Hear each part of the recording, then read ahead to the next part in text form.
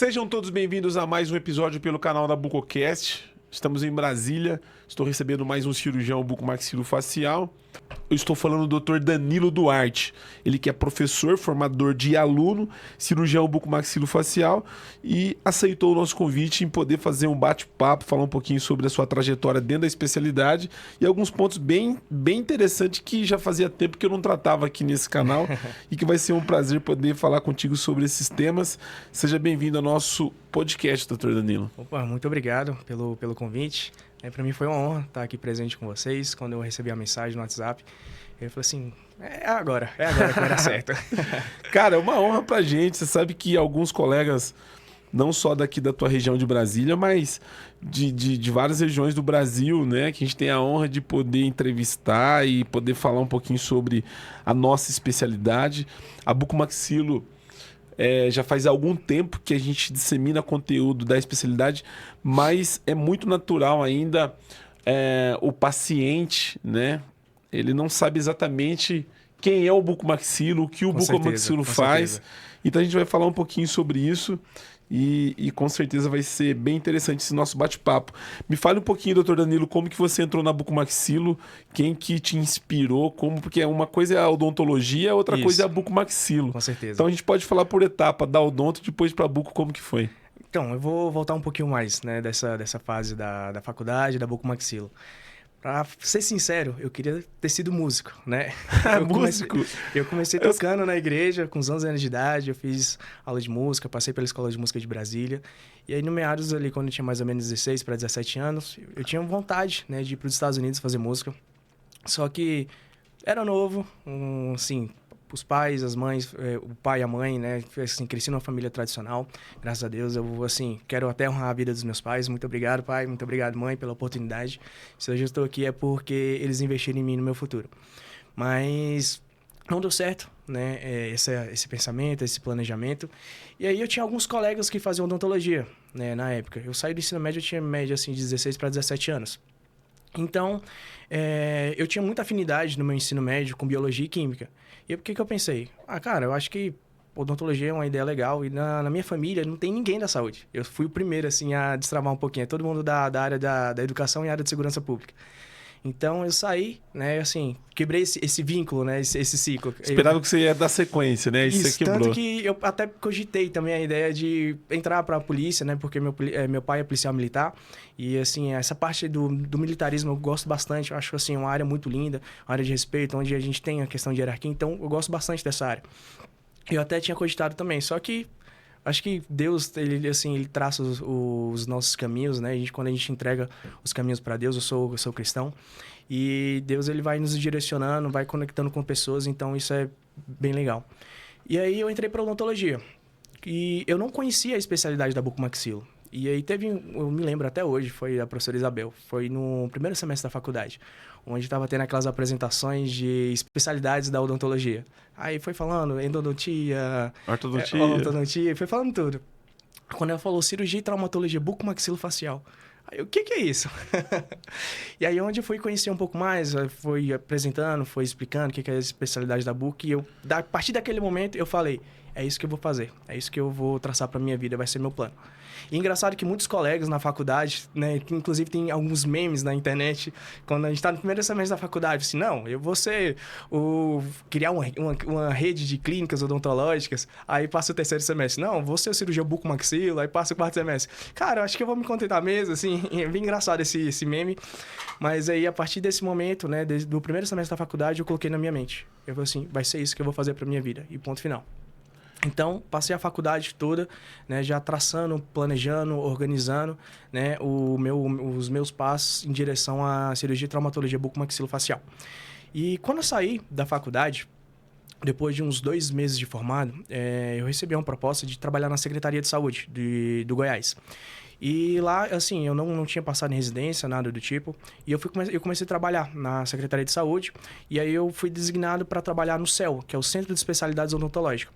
Eu fiquei lá durante 3 anos e meio, assim, quando eu formei. E na parte do CEL, que é o Centro de Especialidades da Odontologia, né, da rede do SUS, eu fui designado para ficar só na área da cirurgia. Então foi onde eu comecei a ter muita mão cirúrgica, porque lá no estado de Goiás eu trabalhei só especificamente na parte cirúrgica. Que é o mesmo que tem aqui em Brasília, que é a doutora Érica Maurin, que juntamente com a Elisa, a Ana, que eu não sei se é o mesmo Não do conheço muito SUS, bem, mas aqui em aham. Brasília tem também o CEL. Eu acho que deve ser alguma coisa parecida Porque como que é assim, em é Goiás. uma rede nacional, então Ah, tá. a formulação, né, do SUS brasileiro, ele segue Ele um padrão, tem. uma Ah, segue um norma. padrão. Tem esse Isso, serviço também em Goiás. isso. E aí você. Goiás, Minas, qualquer Ah, lugar que você legal, for, Bahia. legal, legal. Então, aí eu fui trabalhar na Secretaria de Saúde, fiquei lá durante 3 anos e meio, e foi algo assim que o meu nível assim de técnica cirúrgica, destreza cirúrgica aumentou muito, porque eu só mexia com cirurgia. Só cirurgia, cirurgia, cirurgia. Legal. Era todos os dias, né? Extração de siso, biópsia, algumas cirurgias um pouquinho mais invasivas. Então, por mais que, assim, o SUS, a gente tem um pouco, assim, uma carência um pouco de material, mas eu acredito que se você for um profissional bem capacitado, você consegue exercer uma boa profissão e você consegue entregar para o paciente, né, acaba que são pacientes um pouco mais carentes, né, de renda financeira, mas você consegue entregar, né, assim, se você faz por amor, se você se dedica ao seu trabalho, então você consegue entregar um tratamento, né, de excelência para o paciente, mesmo tendo ali... Limitações. Isso. E também a limitação de materiais, Sim, de algumas sim. coisas. Então, foi onde eu desenvolvi muita mão cirúrgica. E aí, nessa caminhada, né, em meados mais ou menos de agosto do mesmo ano que eu havia entrado, surgiu a oportunidade de fazer a prova de residência. Né? Eu fiz uma especialização em cirurgia bucomaxilofacial na modalidade de residência. Né? Inclusive, eu gostaria até de agradecer e honrar a vida dos meus staffs, a vida dos meus professores, o coordenador João Geraldo Bugarim, a vida do Dr. Valdo Araújo Neto, Diego Garcia, Hugo Cunha. E foram pessoas que me agregaram muito o meu conhecimento. E aí, meados de agosto, eu fiz a prova, né? Eram 3 etapas na época. E assim, foi pelo IOA. O IOA, ele tem um convênio com a rede hospitalar Santa Lúcia. Então, nós tínhamos, né, aulas teóricas e práticas em cadáver, que foi o IOA/o ITC, que é o Instituto de Treinamento em Cadáver.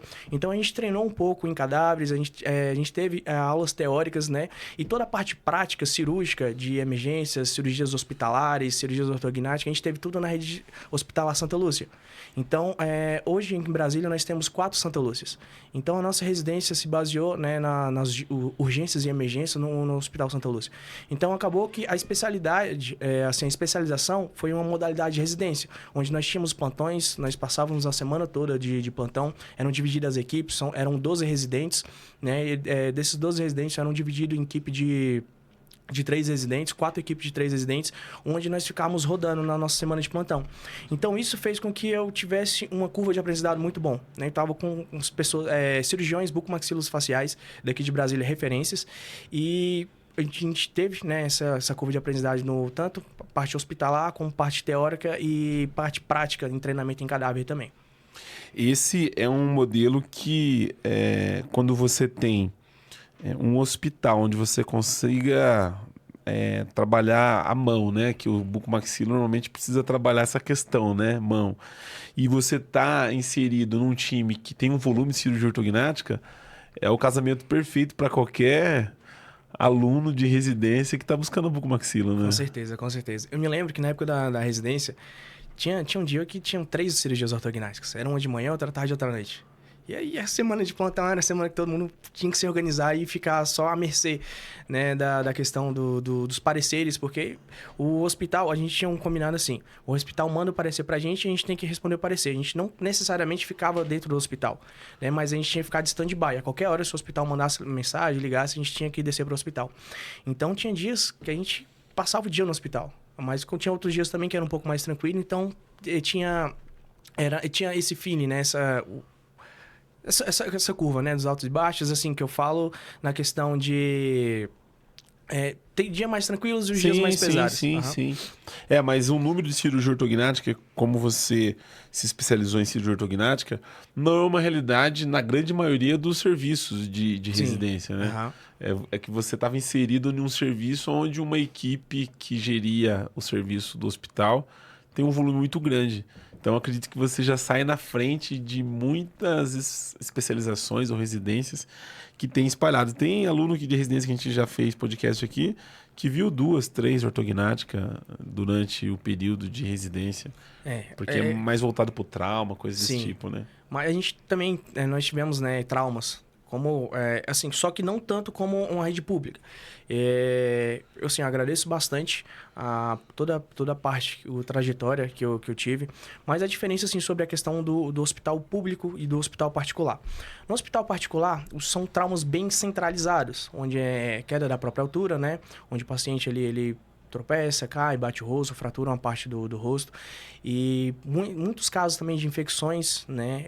Decorrentes de odontológicas de dentes, onde a gente fazia as drenagens de abscessos, tinha algumas cirurgias de trauma. Era um pouco raro sobre a questão de colisão, né, de fraturas decorrentes de acidentes automobilísticos, porque todos esses acidentes um pouco mais, assim, de um grau sério, eles são encaminhados para o hospital público. Né? Então, algum paciente ou outro que tem plano de saúde, ele é encaminhado. Né? Então, quando o paciente ele é atendido pelo SAMU, pelo Corpo de Bombeiro, eles levam diretamente, né, para o hospital público e lá o paciente é estabilizado. Quando o paciente é estabilizado, ele pode ser encaminhado.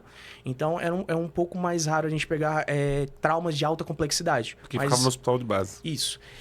Se tratando aqui de Brasília, né? Mas nós tivemos, né, alguns casos mais específicos de cirurgias mais complexas, de traumas mais complexos.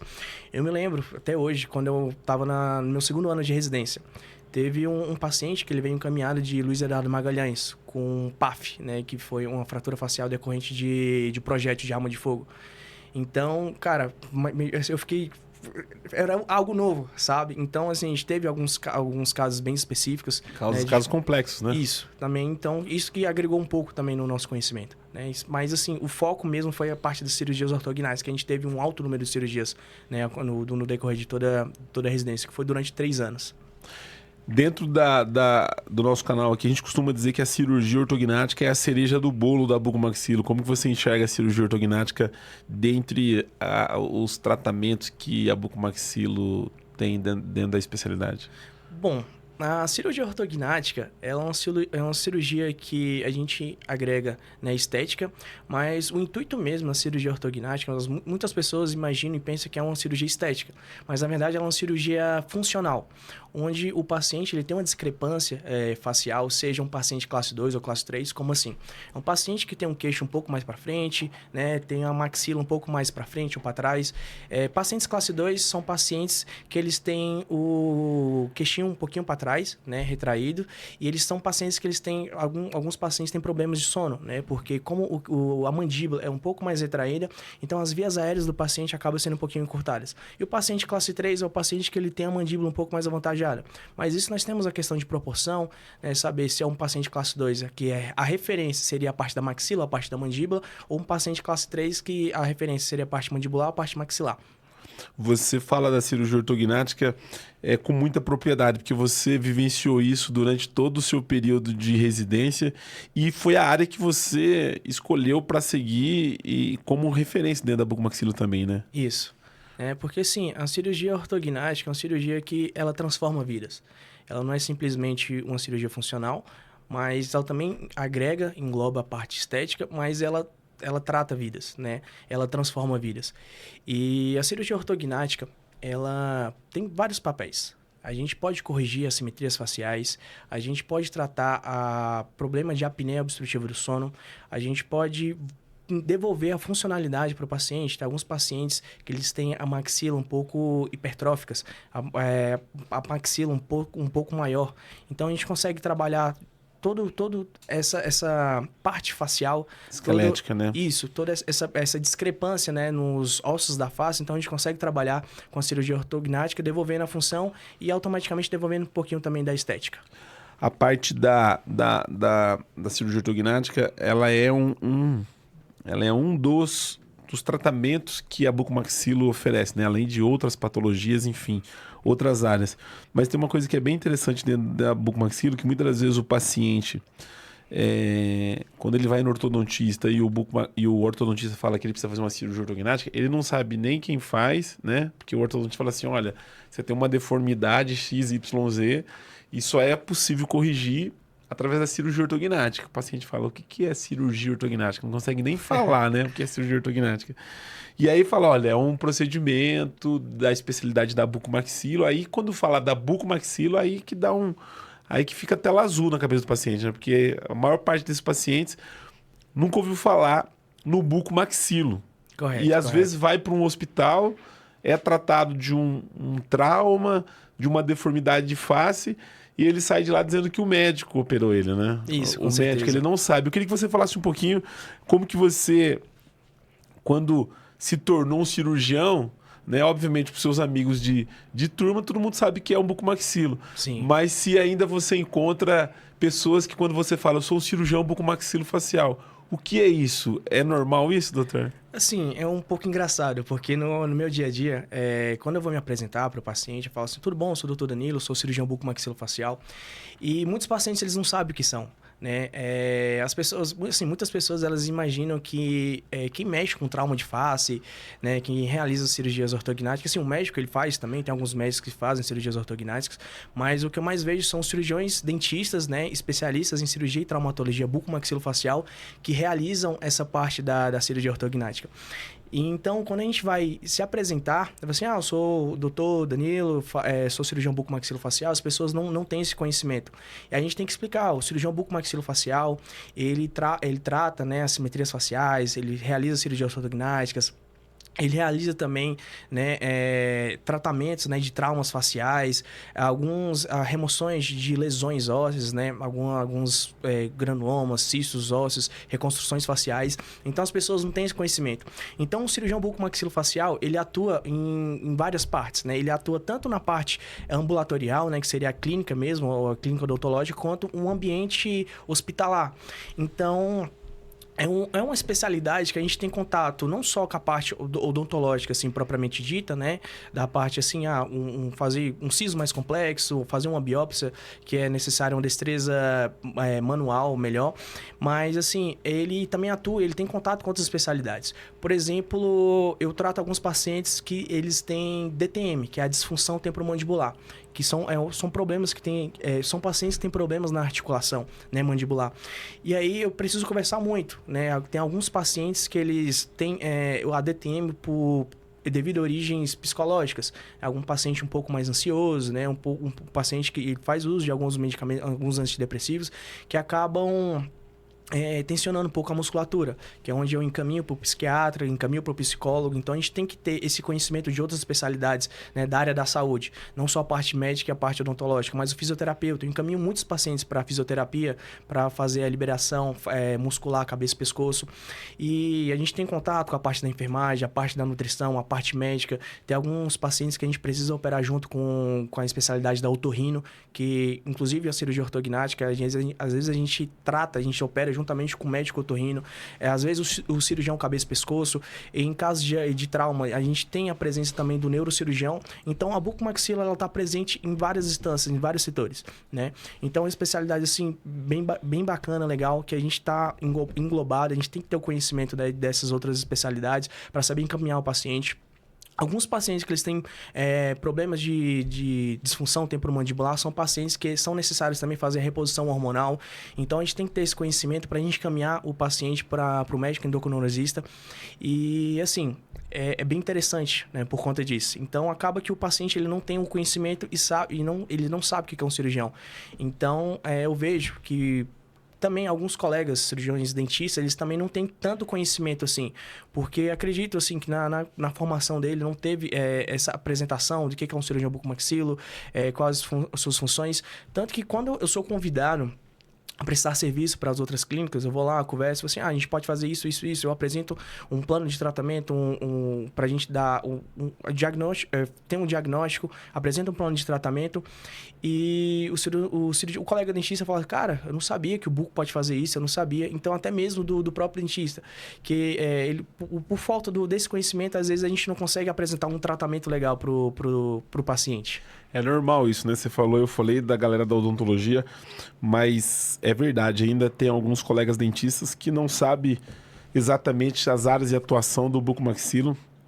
Você falou da DTM, você utiliza as plaquinhas para o tratamento do paciente com disfunção temporomandibular? Então, você diz sobre a placa miorrelaxante? A plaquinha miorrelaxante. Então, sobre a placa miorrelaxante, não são todos os casos que ela está indicada. Porque a DTM, ela tem alguns pontos, né? Tem alguns tipos de DTM, as classificações de DTM. Então, dentro das classificações de DTM, a gente tem que saber diagnosticar e, através do diagnóstico, a gente indica um plano de tratamento para o paciente. Por exemplo, tem pacientes que eles têm problemas de deslocamento do disco. Falando rapidamente sobre a anatomia. A mandíbula, nós temos o côndilo, que ela é encaixado na fossa articular, né? E entre o côndilo e entre a fossa articular, nós temos o disco articular, que é uma cartilagem que ela acompanha o movimento de abertura e fechamento bucal. Então, tem alguns pacientes que eles têm problema de deslocamento do disco. Essa cartilagem, ela sai do local. Então, alguns pacientes, uma das classificações da disfunção temporomandibular é em relação a isso. Tem alguns pacientes que eles têm hipertrofia ou hiperplasia, né, mandibular, ou do côndilo mandibular, onde um lado ele cresce mais que o outro, né? Então ele tem essa desproporção óssea. Tem outros pacientes que eles têm problema de reabsorção, né? Vamos supor, o paciente, quando ele tinha uns 10 anos de idade, ele caiu, bateu o queixinho, então gerou um processo inflamatório, que isso gerou uma reabsorção óssea. Então, depois de 20 anos que o paciente ele vai começar a sentir alguma coisa, então é algo que a gente tem que saber diagnosticar. Então, para cada ponto, né, da disfunção temporomandibular, a gente tem que saber diagnosticar para apresentar um plano de tratamento correto para o paciente. Você fala da disfunção temporomandibular. Quando você tem pacientes de cirurgia ortognática, normalmente você tem que fazer uma avaliação dessa articulação do paciente também, né? Isso, correto. Porque assim, quando a gente vai realizar o tratamento de cirurgia ortognática, né? Às vezes, com o paciente que ele tem indicação de cirurgia ortognática para o tratamento da síndrome da apneia obstrutiva do sono.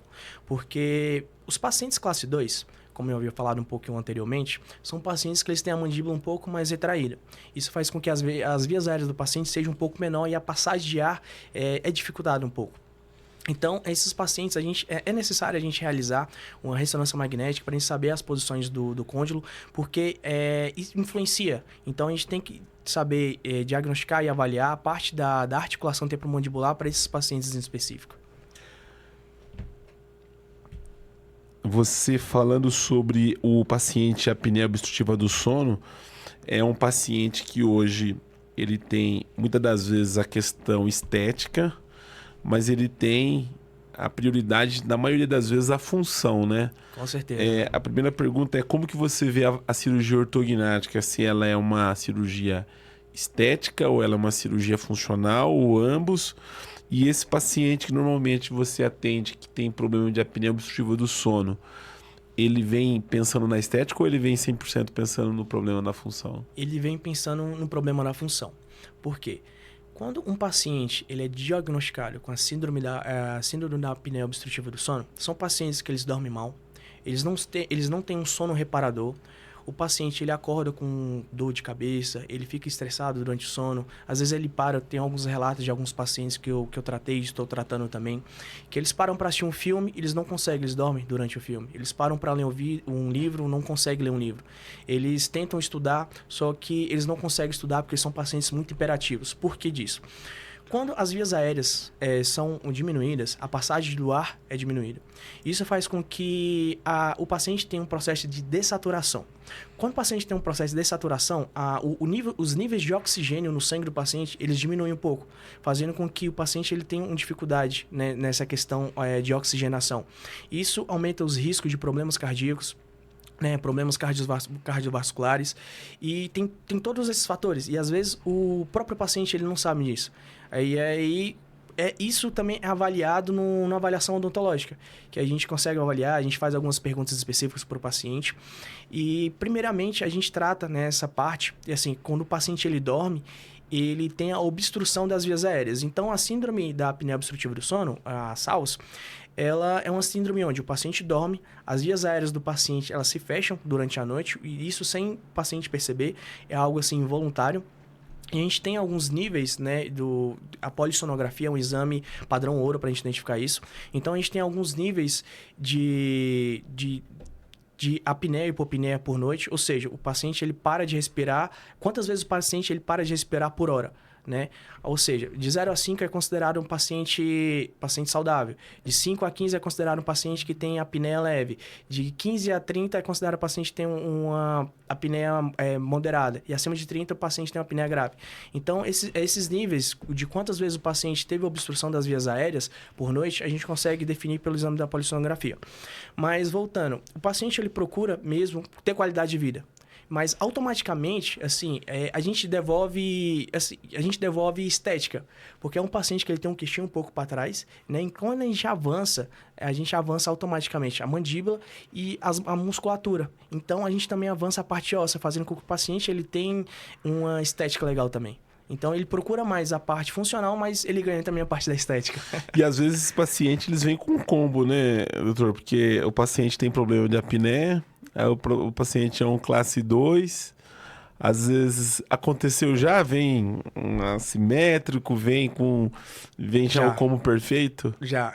Aí é um paciente que a gente opera tanto mandíbula, maxila e mento. Então, é um trabalho um pouco mais... a gente tem que preparar, né? Porque assim, hoje nós temos as inovações da tecnologia, inteligência artificial, os planejamentos 3D. Antigamente, tinha-se uma cirurgia ortognática, muitos pacientes tinham medo, né? Porque o paciente tinha que ficar com a boca amarrada durante um mês. E hoje nós temos assim, uma cirurgia menos invasiva, uma cirurgia que o paciente tem um pós-operatório muito mais confortável. Né? E dentro desses planejamentos cirúrgicos, nos proporciona que a gente consiga mostrar para o paciente e a gente tem previsibilidade e precisão cirúrgica.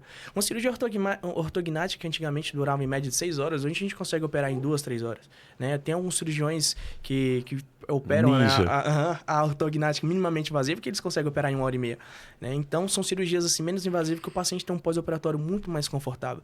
Então, dentro disso, a gente consegue planejar, né, sobre a questão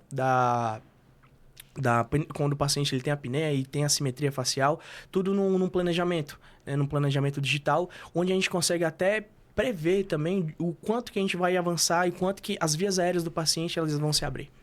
Você falou da minimamente invasiva, você chegou a fazer treinamento da minimamente? O que você acha? Ainda não. Lá os caras são raiz, né? Lá é convencional, né? Mas assim, a minimamente invasiva ela tem se mostrado eficaz, né?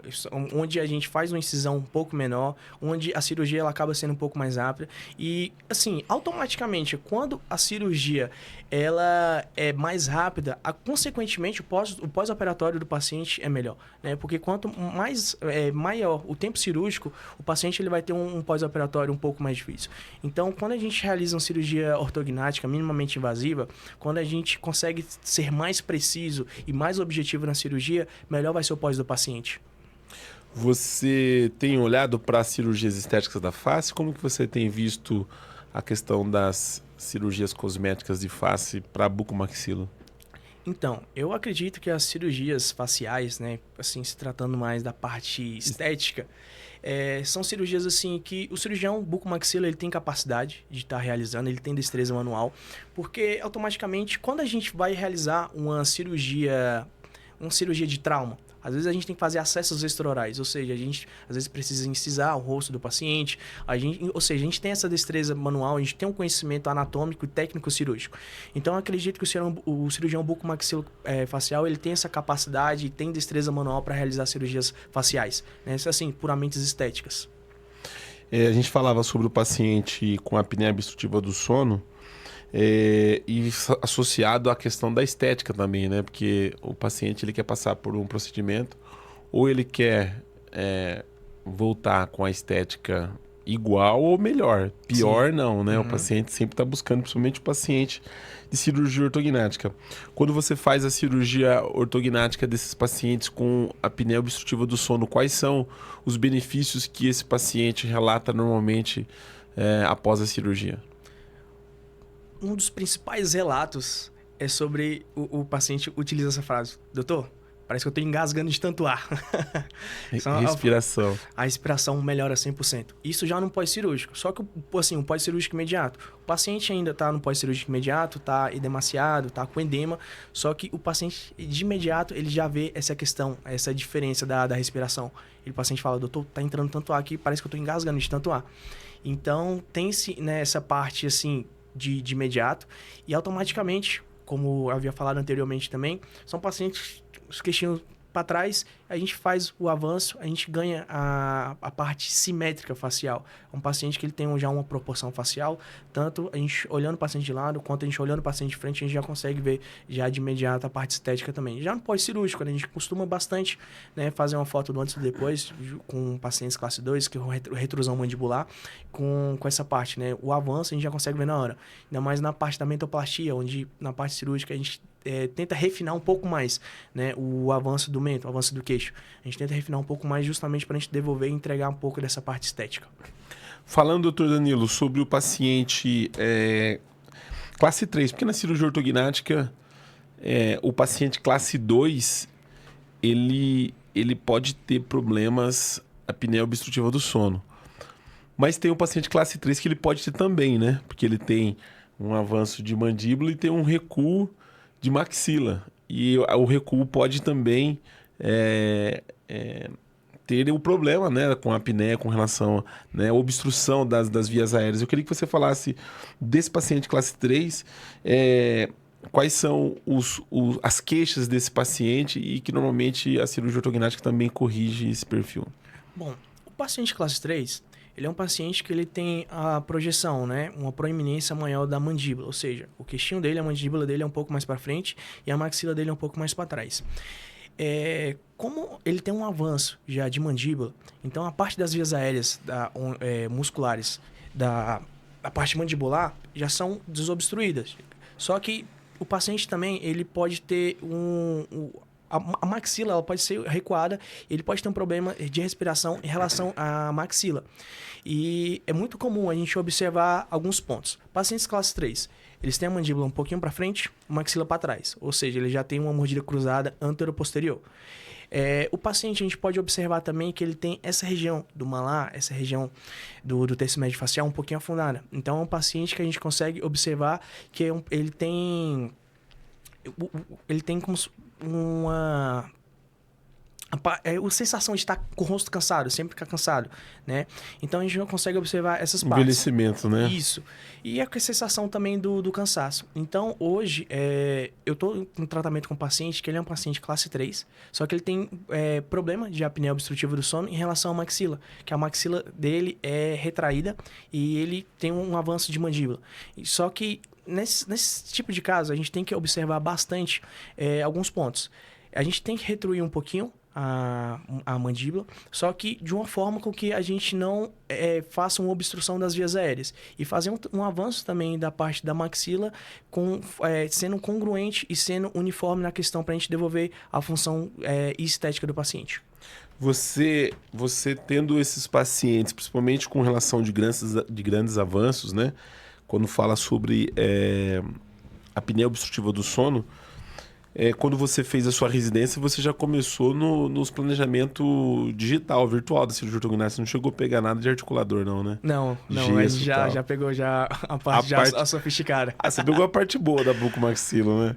A inovação, né? A inovação, isso. É porque a gente fala da parte boa porque quem veio do modo raiz fala que a evolução foi gigantesca nesse sentido, principalmente do planejamento. Eu queria que você falasse um pouquinho sobre a questão do planejamento virtual, quais os benefícios que você vê com relação ao planejamento, se você normalmente costuma apresentar para o seu paciente o planejamento, para ele ver de repente os avanços que você vai fazer com relação à cirurgia.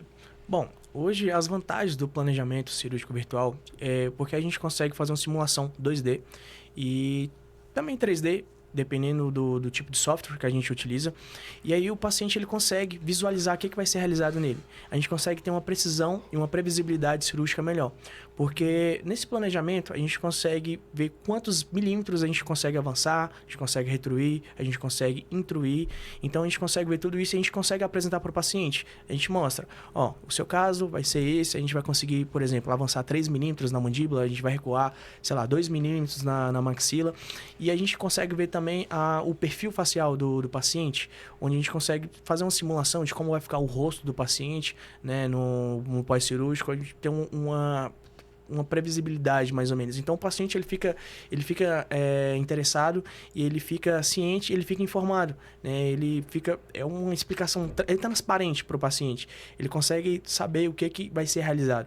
Do que... Eu acredito, assim, eu não peguei a fase do antigamente, mas eu acredito que o paciente ficava naquela... Como que vai ser o resultado da cirurgia? Mais inseguro, né? Isso. O paciente ficava mais inseguro porque o planejamento virtual mostra para o paciente que você está atualizado, né, no sentido de tecnologia, né? Sim. É algo inovador dentro da medicina, né? Não Sim. só na bucomaxilo, mas em várias áreas. Quando você tem esse planejamento do antes e depois, o paciente acaba ficando, obviamente, mais confortável. E a previsibilidade para o cirurgião também é muito boa, né? Sim. Do que vai acontecer, de como vai ser a cirurgia. A gente consegue ser mais objetivo na cirurgia. Uma cirurgia que provavelmente demoraria um pouco mais, a gente consegue ser mais objetivo na cirurgia, proporcionando para o paciente um pós-operatório melhor. Hoje, no preparo ortocirúrgico, como que você vê a questão dos alinhadores e dos aparelhos fixos, né? O cirurgião, ele tem hoje um paciente que agora pode escolher, né? É possível, você faz com o preparo sendo feito tanto com alinhador quanto convencional? Então, essa parte, né, ortocirúrgica, a gente sempre tem uma parceria, né, que é com um colega, o cirurgião dentista, especialista na parte ortodôntica.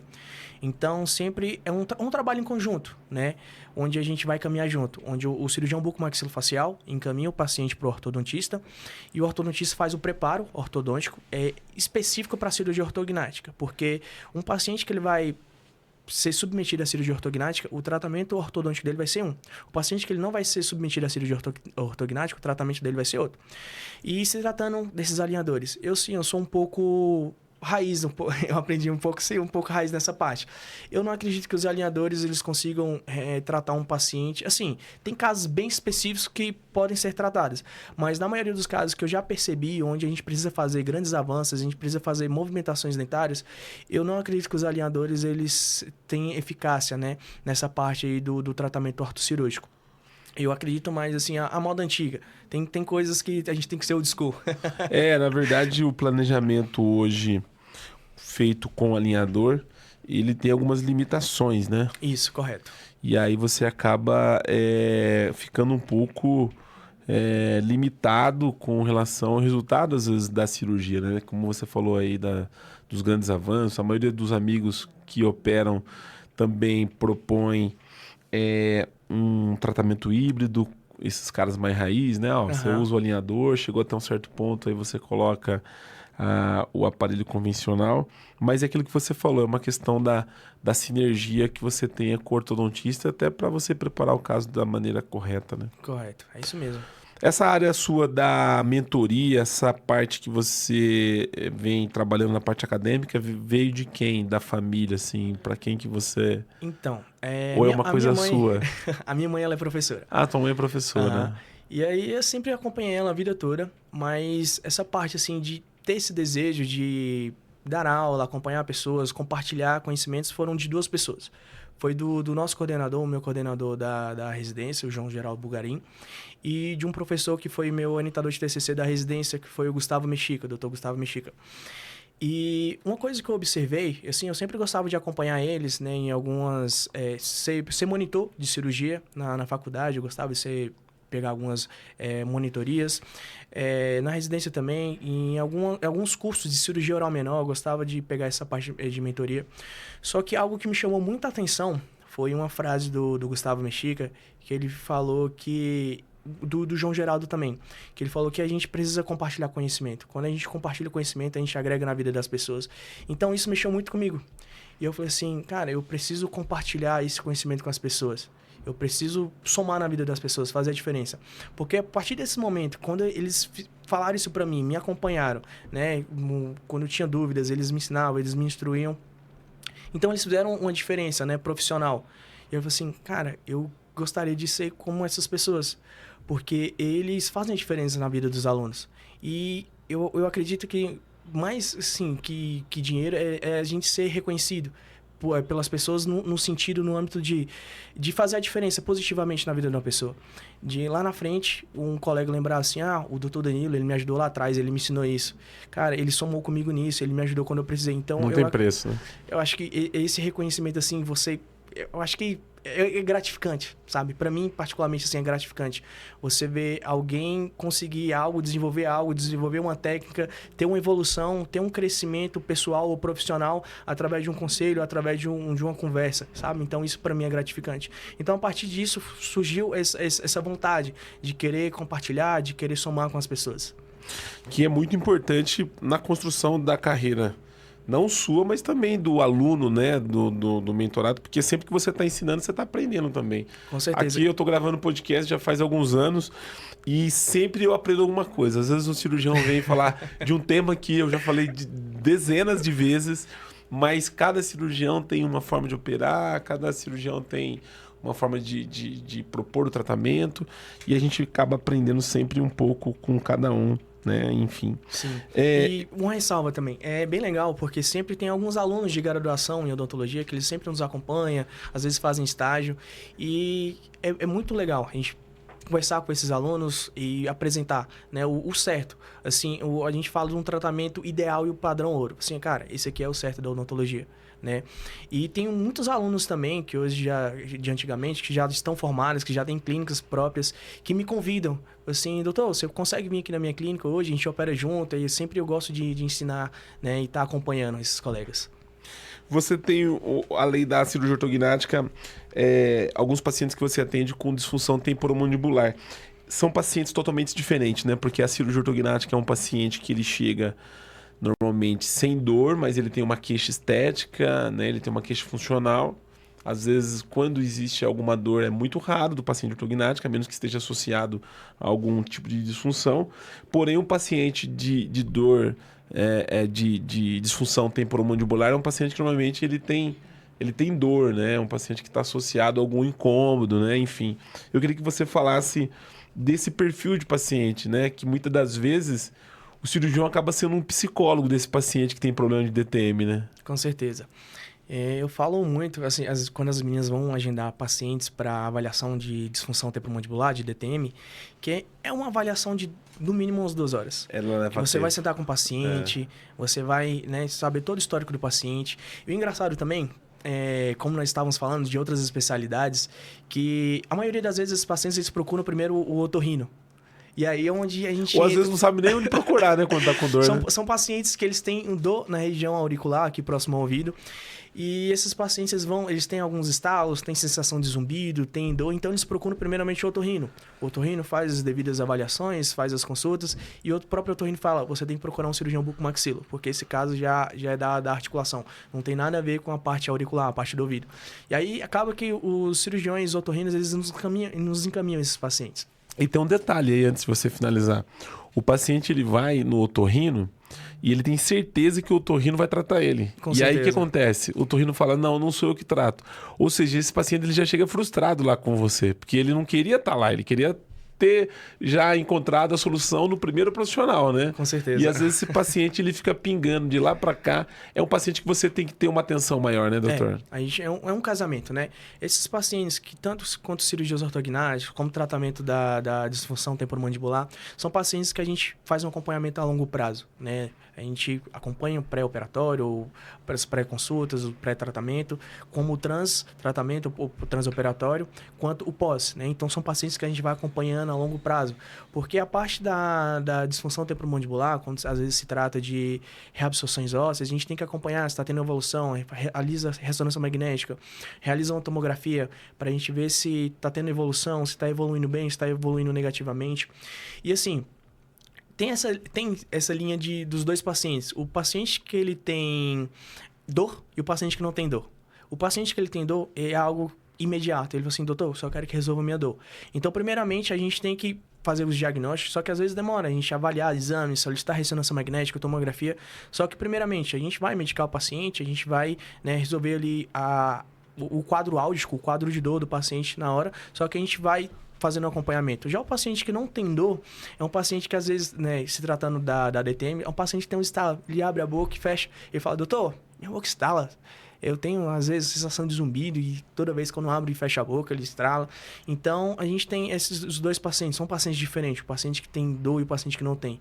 É um paciente imediato e o paciente imediato, né? Você falava desse paciente que, a gente falando desse paciente comparado com a cirurgia ortognática com relação à dor, mas tem a questão do paciente da cirurgia ortognática que você tem que lidar com a ansiedade desse paciente, né? Com certeza. Porque é um paciente que ele não tem dor, mas ele quer ver o resultado final. Ainda mais quando você mostra o planejamento ou quando ele sabe que ele tem um caminho longo, entre aspas, né? Às vezes ali de um ano e pouco até fazer o preparo, até chegar à cirurgia ortognática. Como que você lida com a ansiedade desse paciente que está já no caminho da cirurgia ortognática? Então, primeiramente, a gente entra num quesito, num ponto de... O paciente, ele tem medo, né, da cirurgia.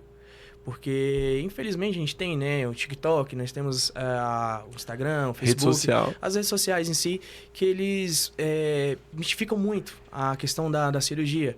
Né? Eles levam para um lado, é claro que tem alguns pontos, mas eles levam para um lado que é como se fosse algo negativo. Né? Então a gente começa primeiramente aí, porque hoje está muito fácil o acesso às redes sociais, até uma criança de 10 anos de idade já tem um celular, ele já tem acesso às redes sociais. Então, se tratando desse quesito, o paciente ele já fica assustado, né? Por conta, ele precisa muito, tem muito acesso. Então a gente tem que começar a trabalhar a partir daí. Né, onde a gente começa a condicionar a mente do paciente para algo positivo, que é algo que vai resolver o problema do paciente. E que você tem que lidar, além disso, da ansiedade, com a expectativa dele, né? Porque ele está visando o resultado da cirurgia. Sim. Né? E aí, essa questão da ansiedade. A gente entra no quesito do medo que o paciente tem em relação à cirurgia. A gente tem que ter resultados também para mostrar para o paciente, ó, esse paciente eu operei com 10, 15 dias, o paciente já estava bem, a cirurgia ortognática, pós-operatório do paciente. A gente tem que mostrar, né, o pós, como é que vai ser, como é que é o tratamento, o acompanhamento, sobre a questão também com outros profissionais da área da saúde, como o fisioterapeuta, que vai nos acompanhar sobre a questão do pós-operatório, né? Então, a gente mostra tudo isso para o paciente, como é que vai ser. Né? E aí, sobre a questão da ansiedade, sobre a questão das expectativas, a gente sempre tem que ser o mais centrado e o pé no chão possível. Às vezes o paciente está com expectativa muito alta, então a gente tem que tirar e diminuir essa expectativa do paciente. Então, assim, a gente tem que ser realistas. Né? Assim, o seu caso, às vezes um caso complexo, o seu caso é um caso limitante, a gente precisa ser realista, a gente pode chegar só até certo ponto, a gente não consegue fazer mais que isso, então a gente tem que ser realista e transparente com o paciente, porque o paciente chega na expectativa alta, igual eu falei, a gente precisa condicionar a mente do paciente, fala assim, calma, que a gente tem que ir por partes, primeiramente essa parte, a gente só consegue ir até aqui, a gente não consegue passar mais disso, então a gente vai trabalhando desde das primeiras consultas, do tratamento ortodôntico, a gente vai trabalhando isso, porque a cirurgia ortognática, ela não é uma cirurgia que a gente faz do dia para a noite, é uma cirurgia que a gente vai operar o paciente a longo prazo. Por exemplo, o paciente, ele chega no consultório, faz uma avaliação e ele precisa fazer o preparo ortocirúrgico. Nesse preparo ortocirúrgico, o paciente, né, possa ser um preparo rápido como um preparo demorado. Tem pacientes que precisam fazer um preparo ortocirúrgico aí de 1 ano e meio, 2 anos. Tem pacientes que a gente consegue preparar em 3 meses, 4 meses. Então, esse tempo que o paciente está sendo preparado, a gente consegue já trabalhar essa ansiedade e trabalhar essa questão de expectativa do paciente, sendo o mais transparente possível, né? E sendo assim, o mais didático também possível com o paciente, diminuindo as expectativas altas e sendo realistas, né, com o caso do paciente.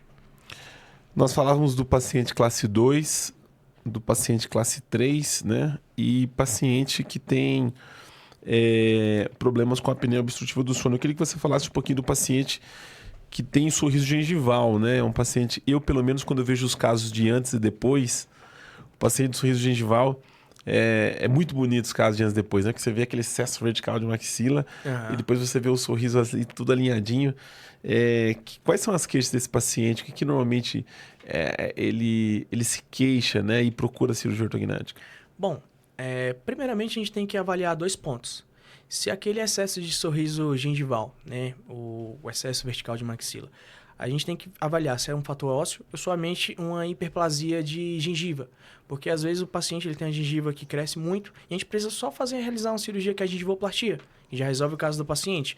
Né? Às vezes fazer ali a cirurgia com um reparo ósseo, né, que já resolve esteticamente o paciente e a queixa do paciente. Só que o outro caso é quando o paciente tem um crescimento vertical, né, excessivo, que é onde a gente precisa avaliar e a gente trata também com a cirurgia ortognática, que é onde a gente faz, né, a liberação da maxila, a gente faz a osteotomia, a Lefort, a gente solta a maxila e intrui ela, subindo um pouquinho a maxila, reparando essa parte do sorriso gengival. E que normalmente o resultado o paciente consegue enxergar na maior parte deles é nas fotos, né? Quando vai fazer foto, Com certeza. o paciente é nítido, né? Com certeza. Que a pessoa muda totalmente a questão começa até a tirar mais fotos depois da cirurgia.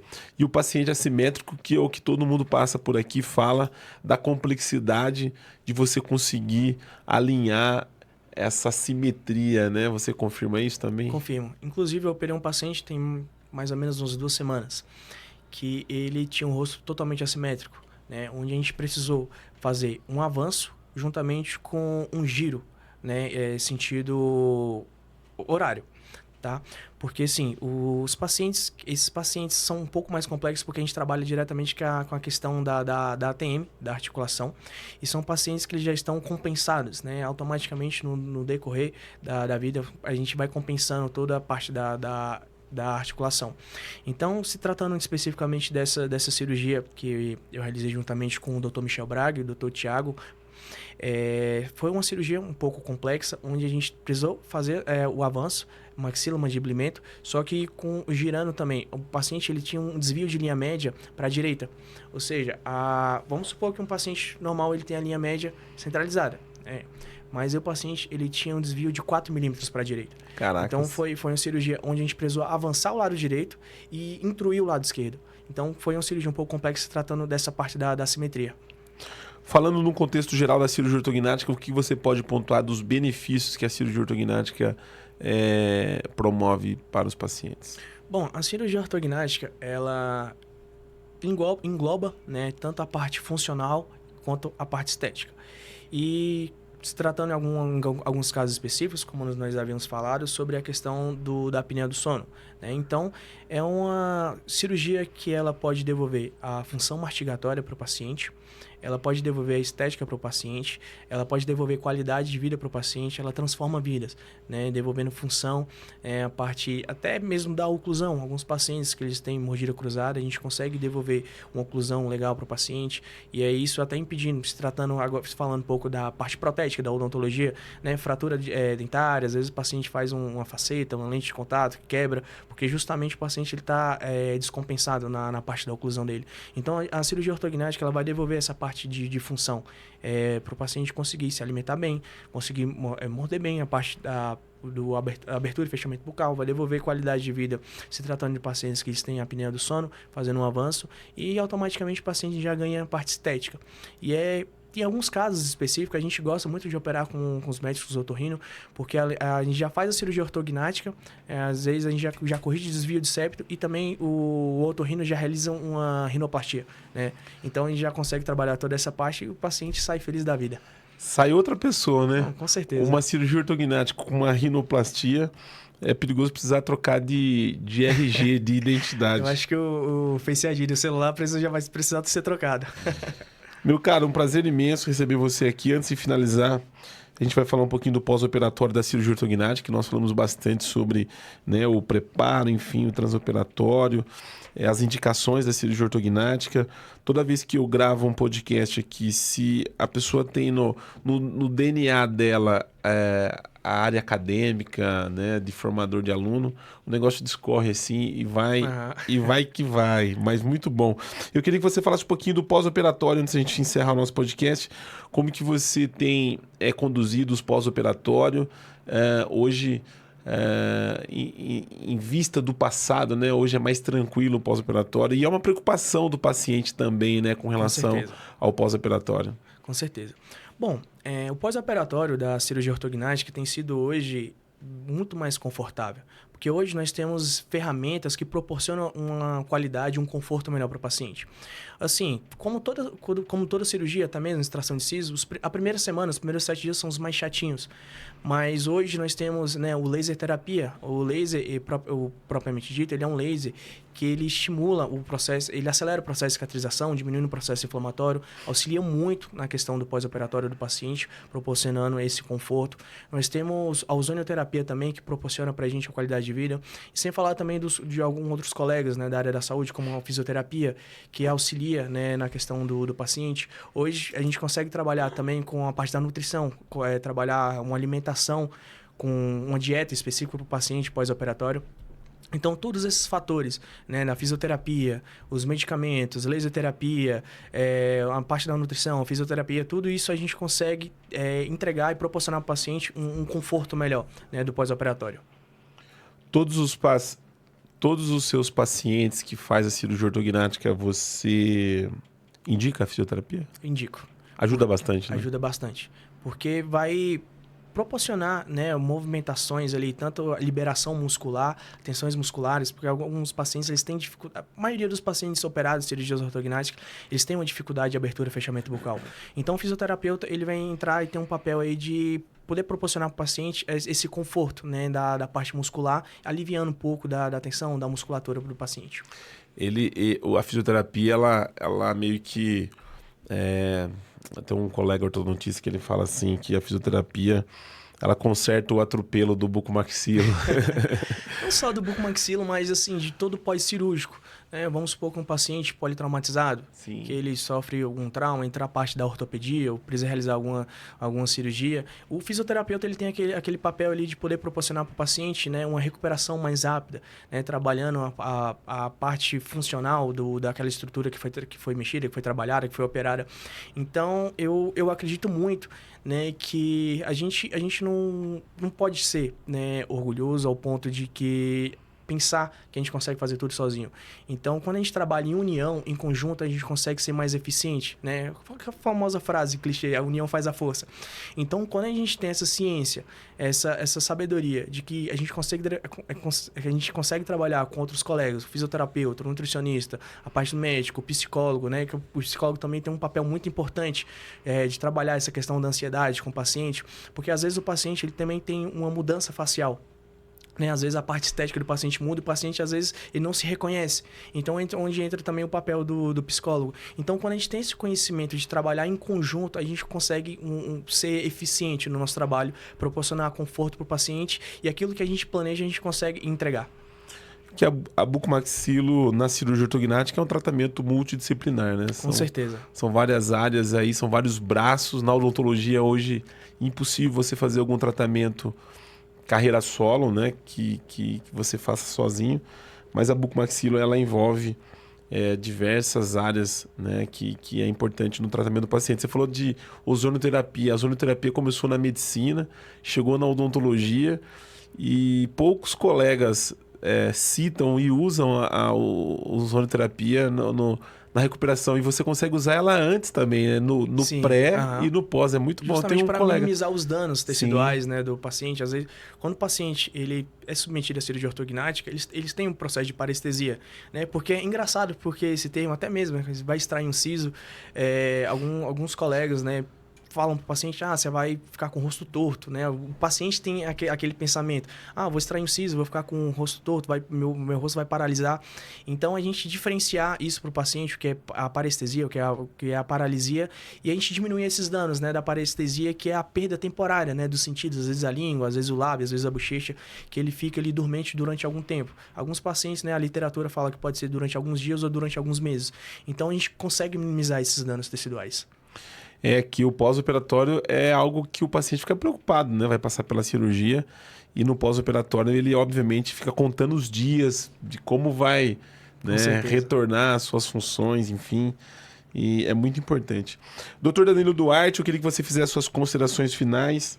Para a gente foi um prazer poder recebê-lo aqui no canal da Bucocast. A cirurgia ortognática é fascinante. A gente falou, acho que só uma partezinha da ortognática, né? Tem muita coisa. Não, é um mundo, é um universo. É um universo. Quando fala de DTM, então... Também é outro universo. Aí é outro mundo. Meu caro, muitíssimo obrigado, viu? Não, que isso. Fico honrado, tá, pelo convite de vocês. Para mim é uma honra estar aqui, podendo compartilhar um pouquinho do conhecimento que eu tenho. Assim, a vida, ela é uma escada. A gente nunca vai saber de tudo, a gente nunca, às vezes, vai estar preparado para tudo. E a gente sempre, de pouquinho em pouquinho, a gente vai adquirindo conhecimento. É igual meu pai sempre fala, a gente sempre tem que estar com o copo vazio, porque sempre vai gotejando. A gente conversa com alguém, com algum colega, algum outro profissional, e goteja um pouquinho de água, até a gente adquirindo um pouquinho mais de conhecimento. Então, eu acredito que na vida da gente é assim, a gente vai crescendo, a gente não vai saber de tudo. São fases, né? São etapas. Já tinha gravado um podcast antes? Não, foi a primeira vez. Primeira vés? É mais fácil fazer uma ortognática ou gravar um podcast? Acho que é mais fácil fazer uma ortognática. Todo mundo responde isso. Eu pergunto para todo mundo. Eu acho muito mais fácil fazer um podcast. Aí na música tem espaço no seu dia a dia? Você toca? O que você faz? O que você toca? Eu sou baixista e violonista. Baixista e violonista. Isso. E toca dentro da igreja? Hoje eu só toco na igreja. Eu já toquei muito para algumas duplas sertanejas, né? Eventos de casamentos. Mas hoje eu tirei mesmo só para tocar na igreja. Atualmente. Se você estivesse na minha cidade, eu ia chamar para você ir na minha igreja, porque eu queria conhecer o músico que desistiu da música e foi para Bucomaxilo. Mas uma honra poder recebê-lo aqui. Obrigado. É uma satisfação imensa. Eu que agradeço pelo convite. Obrigado, meu amigo. Você que nos acompanhou pelo canal da Bucocast, não é inscrito no nosso canal ainda, vai lá, se inscreva no nosso canal. Vamos estar colocando o link do Dr. Danilo Duarte também na descrição aqui do vídeo. Se você tem alguma dúvida com relação à cirurgia ortognática, enfim, né, você pode fazer o contato direto com ele. Com certeza vai ser um prazer ele poder atender você, paciente, aluno de graduação, cirurgião, tá bom? O nosso muito obrigado e até o próximo episódio.